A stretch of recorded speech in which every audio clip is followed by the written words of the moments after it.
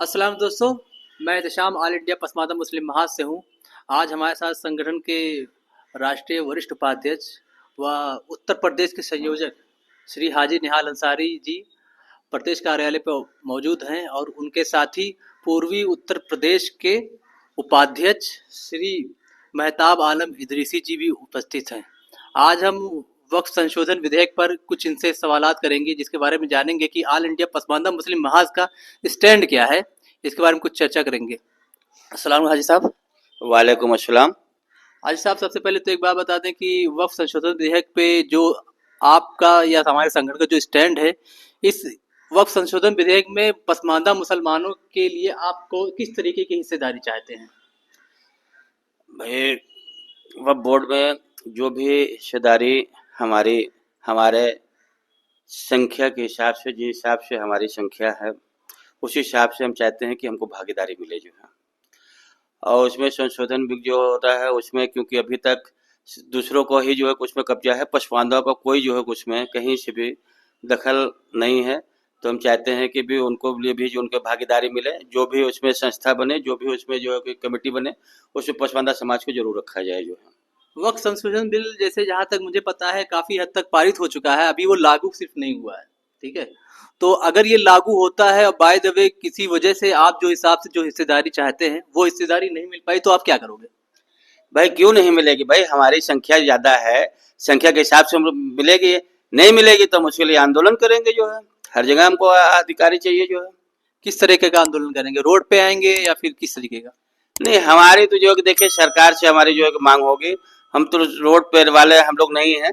हम लोग जो है कि शांतिपूर्वक वाले हैं, और जो भी जो है कि हम लोग आंदोलन करेंगे सब शांतिपूर्वक करेंगे। हमारी मांगे जो है कि सरकार से जो है कि होगी।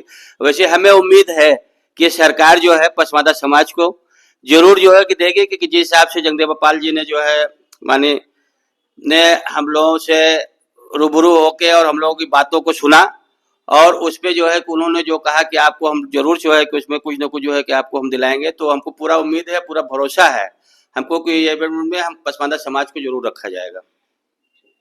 एक्चुअली क्या है कि वक्फ बिल जो पास हो रहा है, कुछ अशराफ वर्ग के लोग हैं, कुछ क्या ज्यादातर लोग हैं, जैसे जमीयत उलमा-ए हिंद हो गया या फिर आपका, और उसमें मुस्लिम पर्सनल लॉ बोर्ड भी है जो इसका अपोज कर रहा है कि इससे मदरसों को खतरा है, मदरसे पे कब्जा कर लेंगे। तो इसके बारे में मैं थोड़ा सा इदरीसी साहब से भी जानना चाहूंगा कि जो ये एक अफवाह फैला दिया जाए या फिर जो भी कह लें कि लोग बोलते हैं कि अगर वक्फ संशोधन बिल पास हो गया तो मदरसों पे कब्जा कर लेगी सरकार या फिर कुछ लोग कब्जा करेंगे, इस बारे में आप क्या कहते हैं? नहीं, ऐसा नहीं कि कोई सरकार जो है किसी वक्फ बोर्ड की संपत्ति पे कब्जा कर लेगी, क्योंकि चीज़ें लिखित हैं। वो कई सौ साल से चीज़ें सुरक्षित हैं, संग्रहालय में चीज़ें हैं, जहाँ पे गवर्नमेंट ऑफ इंडिया और चीज़ें रखी जाती हैं, सारी चीज़ें संग्रहित हैं। अगर जहाँ तक हिस्सेदारी की बात है, जिस तरह पूरे भारतवर्ष में 85% पसमानदा की हिस्सेदारी है, तो हम हमेशा चाहें कि वक्फ बोर्ड की जो भी जिम्मेदारियाँ हों या जो भी बंटवारा जब भी हो कभी, तो उसमें 85% हिस्सेदारी पसमानदा समाज के हिस्से में आए। और अगर इसके लिए संघर्ष करना पड़ा तो बहुत शांति तरीके से हम घर से करेंगे, बाहर से करेंगे, सड़क पे करेंगे, विधानसभा में करेंगे, संसद तक करेंगे। हमारा पसमानदा समाज हमेशा पसमानदा को आगे रखते हुए अपने सारे कार्यों को निर्वहित करेगा।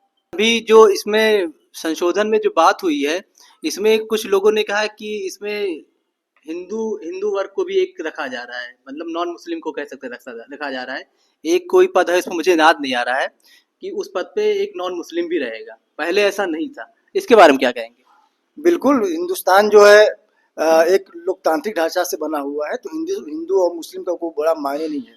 जिसका जो अधिकार वो सुरक्षित होना चाहिए। अगर वो नॉमिनेशन टीम में हिंदू हो या कोई भी हो, ईसाई भी हो सकता है, ये तो लोकतांत्रिक ढांचा है, इसमें कोई रह सकता है। लेकिन जिनका अधिकार है, जो अधिकार सुरक्षित था, उसको सही तरीके से बंटवारा करके उसको अधिकार दिया जाना चाहिए। अगर पसमानदा समाज की हिस्सेदारी नहीं है तो वहाँ पे निश्चित रूप से दिया जाना चाहिए। ये हमारी सरकार से पहले भी गुजारिश रही है और अब भी हम लोग इस मंच के माध्यम से गुजारिश कर रहे हैं कि पसमानदा समाज की जो हिस्सेदारी बनती है वो होना चाहिए। इसमें सुनने में आ रहा है कि अभी जो ये वक्त बिल जो पास हो जाएगा, इसमें जिलाधिकारी जो डिस्ट्रिक्ट का होगा उसका पूरा हस्तक्षेप होगा इसमें, इसके बारे में क्या कहेंगे? नहीं, किसी भी कार्य को निर्वहन के लिए अधिकारी सक्षम होता है, और सक्षम अधिकारी जो है रहेगा तो चीजें मतलब गलत नहीं होंगी। वो हमेशा एक अधिकारी रहता ही है, ताकि बहुत सरकारी संपत्तियों पे बहुत ठेकेदार टाइप के लोगों ने कब्जा कर लिया और अपने मनमाने तरीके से चीजों को चला रहे हैं। अगर अधिकारी रहेगा तो अधिकारी की तरह काम करेगा, वो नेता की तरह थोड़ी हो जाएगा। ठीक है, वो अधिकारी की तरह काम करेगा, अधिकारी अपने सीमा से बाहर जाएगा तो उस पर कार्रवाई किया जाएगा। वक्फ वाला मामला चल रहा था, इसमें जो पसमानदा मुसलमानों की हिस्सेदारी नहीं मिली, ना वक्फ बोर्ड ने अभी तक किसी तरीके के कोई मदरसे बनवाए। अगर शायद मदरसे या फिर कोई शिक्षा में ही मदरसे तो बनवाए होंगे शायद, लेकिन कोई बड़ा एजुकेशनल हब नहीं बनवाया, जैसे यूनिवर्सिटी या फिर किसी स्कूल कॉलेज में हस्तक्षेप नहीं किया। तो क्या आपको उम्मीद है कि अगर ये संशोधन विधेयक पास होगा तो क्या स्कूल कॉलेज या यूनिवर्सिटी वगैरह कुछ बनवाने का आप लोग प्रयास करेंगे? बिल्कुल, वक्फ बोर्ड में तो बहुत सारे स्कूल कॉलेजेस हैं, लेकिन वो निश्चित रूप से कुछ ऐसे लोग हैं जो अपने आप उसको जो है जमा के रखे हो या अड्डा बना लीजिए, वक्फ बोर्ड को अड्डा बना लिया उन्होंने, और आम आदमी तक उन सुविधाओं नहीं पहुंच पाई। जब भी सभी वर्ग के सभी बेसिकली पसमानदा समाज के लोग जब उसमें समाहित होंगे तो उसका जो बंटवारा तरीके से होगा, और जब बंटवारा तरीके से होगा तो कार्य भी निश्चित रूप से होगा वहाँ पे, चाहे कॉलेजेस हो, चाहे यूनिवर्सिटीज हो, चाहे और चीजें सामाजिक कार्य के लिए जो चीजें बनाई जाती हैं, सब में बढ़ोतरी होगी निश्चित रूप से। एक्चुअली किसी ने अभी एक इंटरव्यू में टीवी पे देख रहा था, तो एक मुस्लिम भाई थे, पसमानदा ही थे उनको, तो उन्होंने बोला था कि अगर वक्फ संपत्ति जितनी है हिंदुस्तान में, तो अगर उसको सही से डिस्ट्रीब्यूट करके सिर्फ पसमानदा मुसलमानों के लिए यूज किया जाए तो किसी सरकारी मदद की जरूरत नहीं पड़ेगी। ऐसा कैसे हो सकता है?